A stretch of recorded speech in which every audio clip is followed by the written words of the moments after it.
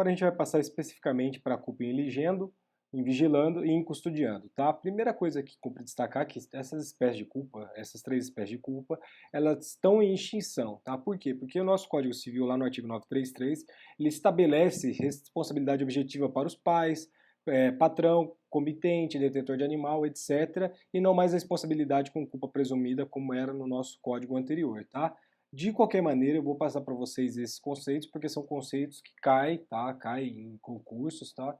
Então, vale a pena, pelo menos, vocês terem em mente qual que é a distinção, o porquê da distinção da culpa em ligendo, em vigilando e em custodiando. Tranquilo? Então, sem mais delongas, quando uma empresa contrata um funcionário e esse funcionário age em seu nome, em nome da sua empresa, se torna responsável pelas ações desse funcionário, tá? Então, se ele errar, a empresa é responsável pelo erro dele, é o que os juristas aqui, no modo geral, vão chamar de culpa in ligendo, tá? Então, a culpa por ter escolhido a pessoa, funcionário, errado.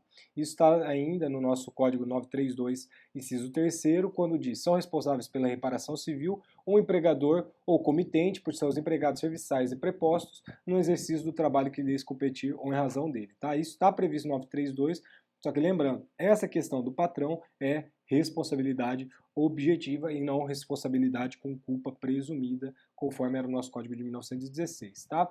Na vigência do 1916, falava-se em culpa em ligendo para caracterizar má conduta do preposto ou ali do funcionário, etc. Tranquilo? A culpa do patrão ou comitente era presumida pelo ato culposo do empregado ou preposto, consoante a nossa súmula 341 do Supremo Tribunal Federal, a razão da má escolha do mesmo. Já a culpa vigilando, por sua vez, ela decorria da falta de atenção ou cuidado com o procedimento de outrem que estava sob a guarda ou responsabilidade do agente. Aqui a gente tem o exemplo clássico dos pais que respondiam pelos atos dos filhos menores, via de regra pela falta de vigilância. E a última espécie seria a culpa em custodiando, que caracterizava-se pela falta de atenção em relação ao animal ou coisa que estavam sob os cuidados do agente. Aqui é a questão da guarda de determinada coisa, tranquilo?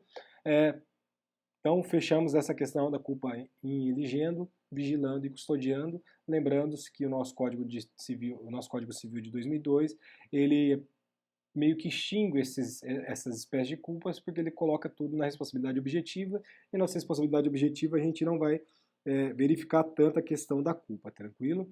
A gente vai verificar que, por exemplo, vai ter questão de força maior, que o agente vai poder provar, é meio que uma inversão dos ônus da prova, mas isso a gente trata ainda hoje, mas um pouquinho mais para frente, que ainda nesse vídeo, tá? Então, culpa presumida e culpa contra a legalidade. A nossa prova da culpa, em muitos casos, é verdadeiramente diabólica, ou seja, é muito difícil você comprovar que o agente ele agiu com culpa, tá? Então o nosso Estado ele põe uma barreira intransponível para o lesado em determinadas situações. Em casos tais que é extremamente difícil você comprovar essa culpa do agente, os tribunais eles têm examinado a prova da culpa com tolerância, extraindo-se muitas vezes das próprias circunstâncias em que se dá o evento. Por exemplo, o motorista subiu com o veículo na calçada e atropelou um transeunte. A culpa desse próprio fato está em ré ipsa, tá? A gente vai estudar o que é culpa em ré ipsa, aliás, responsabilidade em ré ipsa, ou seja, cabe somente o agente afastá-lo provando o caso fortuito ou força maior. Se o agente não provar caso fortuito ou força maior, já era. O agente será responsável pela indenização em ré ipsa, tá? Só precisa verificar então o nexo de causalidade e o dano, e a culpa somente será estabelecida ali se o agente conseguir comprovar força maior ou caso fortuito. Do contrário, ele responde, tá? Um outro caso.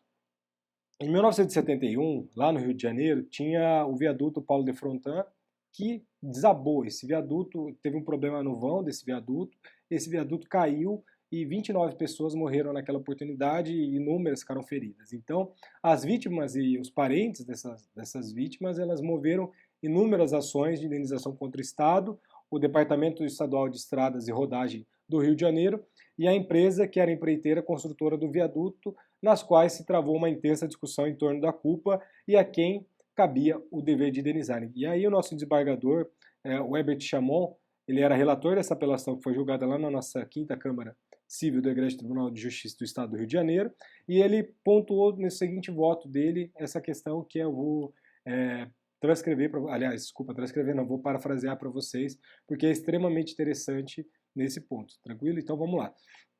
No caso invertente, a exigência da comprovação de culpa por parte do autor da ação é uma demasia, porque resulta a escancaras do próprio fato, o vão do viadutos abou sobre a via pública, ou seja, a prova, por maior que seja diabólica, é uma coisa escancarada, tá? Então, esse viaduto abou sobre a via pública, ocasionando a morte de 29 pessoas e ferimento em muitas outras, além de danos materiais. Culpa existe, transparente e indiscutível, da pessoa jurídica de direito público ou da empreiteira. Se aquela culpada malogrará no exercício do direito ao regresso, se culpada esta última, arcará com os ônus das indenizações. Mas exigir do particular que demonstre em tais circunstâncias a obviedade da existência da responsabilidade e a demonstração de que incumbe ela a um dos réus, indigitando o qual deles ou a ambos, é até mesmo juridicamente inadmissível. Normas técnicas relativas à elaboração do projeto ou das especificações ou à execução da obra foram indiscutivelmente violadas. Não há, pois, que se discutir em torno do fundamento da responsabilidade. Aliás, se útil fosse a discussão, haveria de se concluir-se pela existência, no presente caso, de responsabilidade fundada na culpa. Na culpa in re ipsa, vale dizer, na culpa que deriva inexoravelmente das circunstâncias em que ocorreu o fato danoso, de tal modo que basta a prova desse fato para que ipso facto fique demonstrada a culpa, à guisa de uma presunção natural, uma presunção omnis ou facti, ou seja, o agente do dano demonstre o caso fortuito para se exonerar dessa responsabilidade que surge do próprio fato. Tal demonstração não foi feita. Então, o que a gente está vendo aqui? Nesse caso do viaduto Paulo de Frontin, era exatamente isso. Cabia aqui ao Estado ou à concessionária, nesse caso, tá, demonstrar que a culpa estaria excluída pela questão de uma presunção natural, de uma força maior, de um caso fortuito, enfim. E não foi feito dessa maneira e por esse motivo ambas foram responsabilizadas, tá, nesse caso, tranquilo? Então, a nossa culpa presumida, ela foi um dos estágios na longa evolução do sistema da responsabilidade subjetiva ao da responsabilidade objetiva, tá? Por quê? Em decorrência dessa dificuldade de provar a culpa em determinadas situações que aparecem para a gente no nosso caso concreto, ou seja, no nosso dia a dia. Então, o que a gente fez, né? Ao invés da gente eliminar o nosso elemento culpa ele permaneceu presente, mas diferente do sistema clássico, que seria o da culpa provada, cabe à vítima provar a culpa do causador no nosso sistema clássico, né? Nesse caso da culpa presumida, não. Existe uma inversão do ônus da prova e atribui ao demandado o nosso ônus de provar que não agiu com culpa. Então, na culpa presumida, a gente tem essa transição, tá?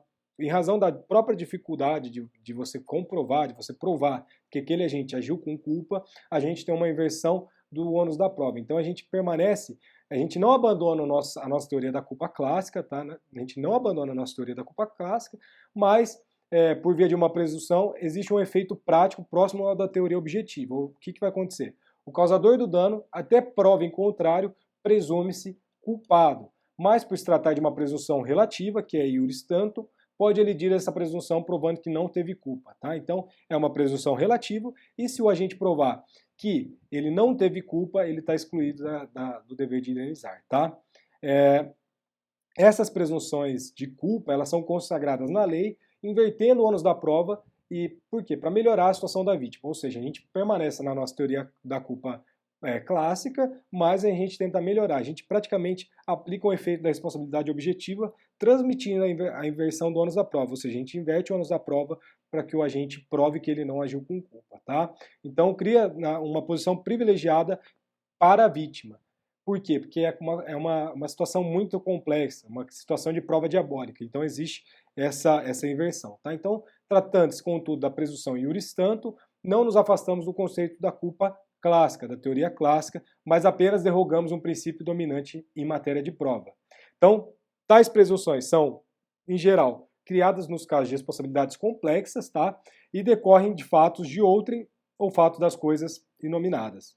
Fixadas por lei, as presunções iuris tantum, o fato lesivo é considerado em si mesmo um fato culposo e, como tal, determinará a responsabilidade do autor. Se esse, então, não provar a ausência de causa estranha, causadora do dano, como a força maior, o caso fortuito, a culpa da própria vítima ou o fato de terceiro. Se ele não comprovar isso, ele responderá pelo dano, beleza? Então, só para ilustrar um exemplo para vocês, se o animal causar dano a outrem, tá?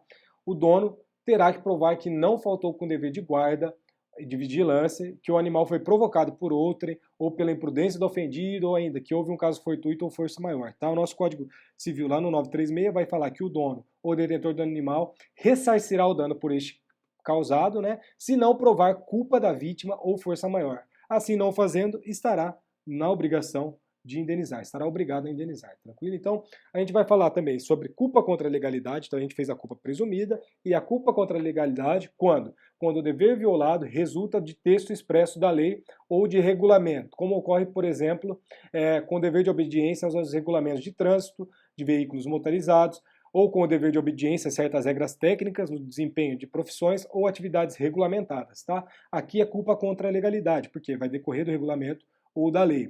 A mera infração dessa norma regulamentar é fator determinante da responsabilidade civil. Ela vai criar, em favor do agente, uma presunção de ter agido culposamente, tá? Então, ele incumbe o difícil ônus da prova em contrário nesse tipo de caso. Convém assinalar, então, na questão da culpa contra a legalidade, que é principalmente em matéria de trânsito, que a nossa legislação vai fixar ordens imperativas para a circulação de veículos, de modo que a simples desobediência de determinada norma é o que basta para colocar o agente em estado de culpa, tá? Então, daí porque tem estendido a jurisprudência que a colisão, por exemplo, com um veículo em rota preferencial, transfere o ônus da prova àquele a quem cumpriu observar as cautelas para sua manobra, que resulta temerária se a preferencial não estava desimpedida. Tá? Então, na questão do avanço da culpa da preferencial, vai ter uma inversão do ônus da prova em razão da culpa contra a legalidade, e isso já é o posicionamento da nossa jurisprudência. A respeito dessa questão da via preferencial, tem por fundamento o princípio da confiança. Tá? O nosso princípio da confiança ele é imprescindível nas relações de trânsito e que consiste em que cada um dos nossos envolvidos no tráfico possa esperar dos demais conduta adequada às regras e cautelas de todos exigidos. Tá? Então, uma questão também do âmbito social. Você está dirigindo, você pressupõe, você imagina que a pessoa vai respeitar uma preferencial. Tá? Então, por força desse princípio da confiança, o motorista que trafega na via preferencial, ele pode esperar que os demais respeitarão os deveres decorrentes da preferência, tá? Que não será surpreendido por um veículo provido, por exemplo, por uma via secundária, cujo motorista tem o dever de parar e aguardar as condições favoráveis de trânsito. Furou a preferencial, a gente tem a nossa culpa contra a legalidade.